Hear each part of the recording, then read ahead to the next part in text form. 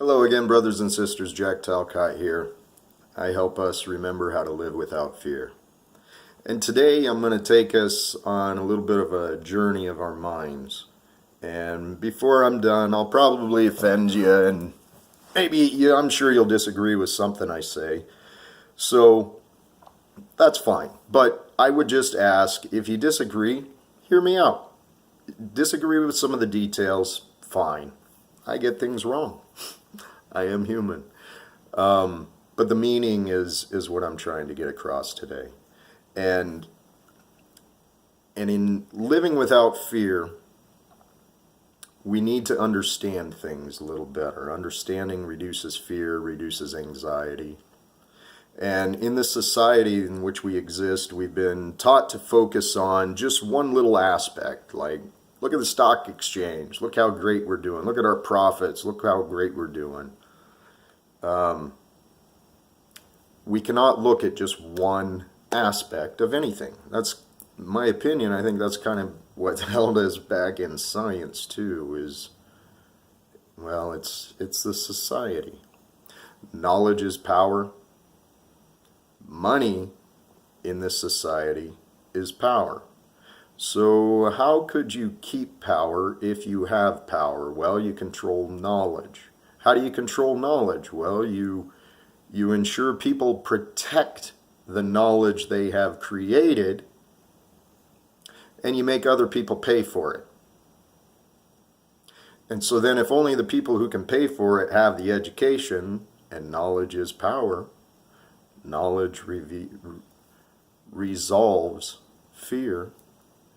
Knowledge and science takes the myth out of mysticism.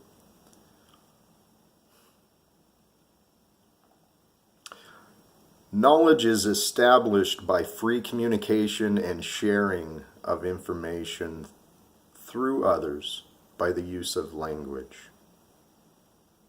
Language is nothing more than a symbolic representation of meaning.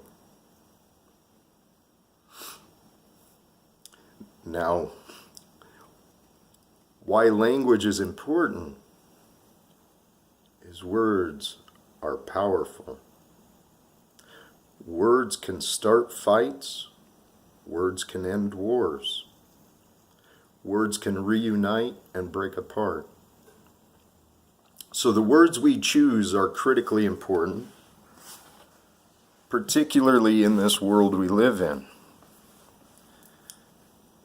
And yesterday we celebrated Independence Day. And what does independence mean? Independence means freedom. And if any of my brothers and sisters want to claim that you are free even in this great United States of America, let's sit down and have a coffee. Because what does freedom mean? Freedom means freedom of choice, freedom of expression, freedom of thought. How free are we, and how united is this nation, this one nation under God? How united are we when half of our citizens, roughly, want us to build walls to surround all of us? Do free men live in walls? To me, walls mean prisons. And our society is heading towards that. Everywhere you go, you got to have papers. You got to have ID. You know, I talk to my friends and fellow citizens who live on the streets right now, and one of the first things to get lost is an ID, is a wallet. There goes your ID. Now, rather than sustenance or shelter, they're wasting money on stupid administrative processes from rules that we've agreed to. So, in this existence, in this nation, in this government, we've been convinced that we need to respect authority and trust those in charge. And there's some value to that. There is an ingrained hierarchy of dominance and confidence and stuff like that, skill sets. But authority means nothing unless we decide that it does. In the service, I understood soon, respect the position and not the man or woman. But it's hard to do that when men and women assume a position and believe that they are the authority and not the position. And in this world, what we've done is we've turned over our authority and our trust into leaders within our churches, within our unions, within our governments. And then we've blindly said, you have control. You have authority. You make my decisions for me.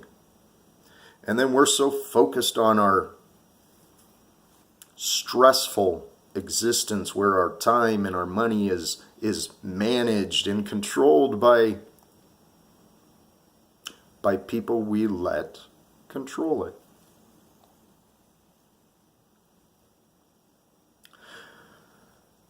So when we turn our authorities over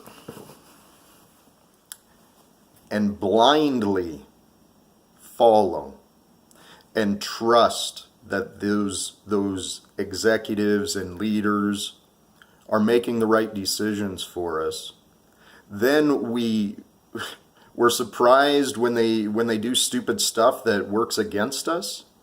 Or even worse, we buy their BS excuses for their decisions. We're all human. It is easy to make up an excuse for why you did something. It doesn't mean it's right.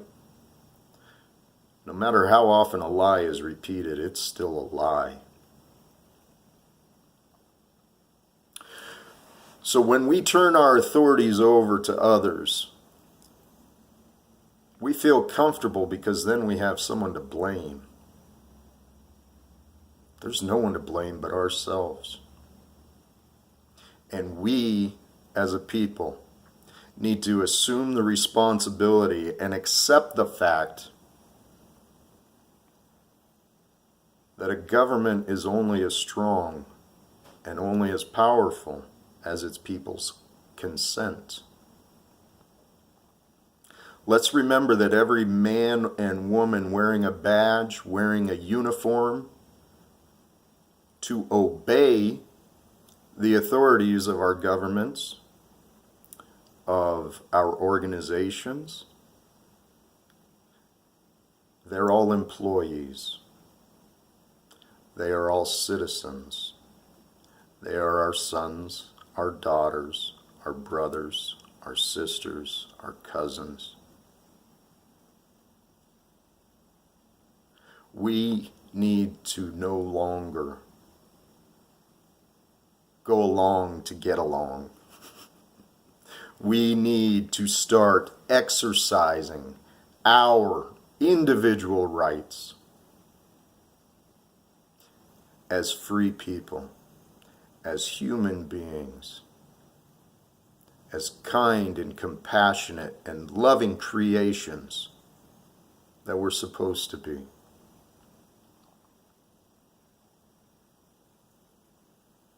I'm looking at my notes. So, I think that's it. Are you free? Do you control your schedule? Do you control your choices? Do you feel you have any say in the organizations that you belong to? And if you don't feel like you have a say, have you tried? Have you been paying attention, or have you just been following the media and watching the sports and whatever's on television these days?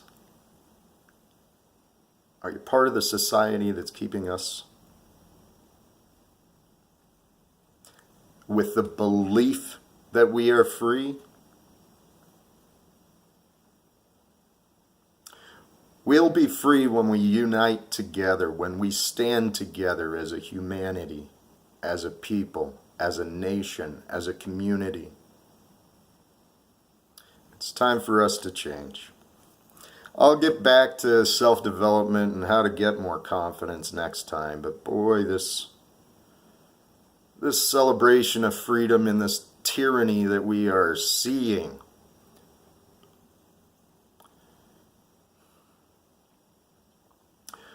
when a people fear the government, there is tyranny. When the government fears its people, there is freedom. It's time for us to live without fear. It's time for our government, our leadership, it's time for us to be in control. God bless. Live without fear. Namaste. And peace. Peace for everyone. Happy Independence Day. Do the YouTube stuff. You know what to do. God bless.